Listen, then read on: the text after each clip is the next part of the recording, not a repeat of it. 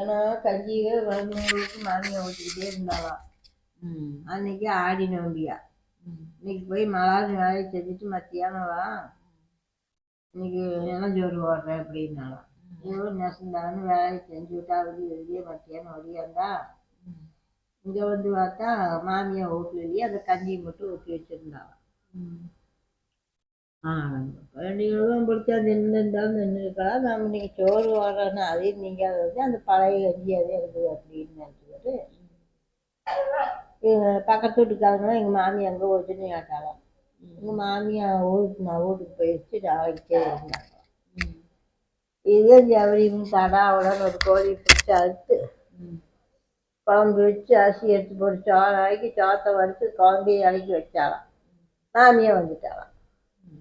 ஐயோ எல்லாம் போச்சே வேண்டாம் உயிரோட ஒன்று விடுவேன்னு எல்லாம் தண்ணிக்கு போகிறவங்களோட எல்லாம் தண்ணி பணக்குள்ள லாண்டாக்குள்ள எடுத்து கொட்டி சோத்தையை எடுத்து கொட்டி குழந்தைய எடுத்து கொட்டி கொட்டி வேலைக்கால் ஊற்றிட்டாலாம்.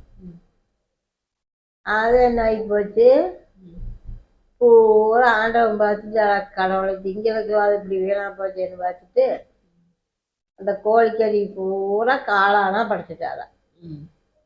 அதே இப்போ காட்டுகள் விளையாடுது. அப்போ நான் நல்லஞ்சோறு பூரா ஈச்ச பூச்சி ஆகிடுச்சேன். அந்த ஈச்ச பூச்சியை சில பேர் அதை பிடிச்சி வறுத்து தேங்காய் மாவு செஞ்சு அதில் போட்டு சாப்பிடுவாங்க. என்ன கதை? காளாங்கதை. காளாங்கதையா? இதுதான் அந்த காலத்தில் சொல்லுவாங்க. ஆமாம், அந்த காலம் அந்த கோழிக்கறி ஆகப்படுறது இப்போ காளானா வந்தது. அது கறிக்கிச்சாமா அந்த காளானுங்கிறது. அதனால தான் இந்த காளானை வந்து சாப்பிட ஆரம்பிக்கிறாங்களா? புரட்டாசி மாதம் சாப்பிட மாட்டாங்க சில பேர், நாளை ஓட்டு இருந்தால் சாப்பிட மாட்டாங்க. அந்த காளான் வந்து கோழிக்கறியோடு சேர்ந்தது. அது ஈஸ்வரனே படைச்சது இந்த கோழிக்கறியை காளான். அதே ருசியாக இருக்குது.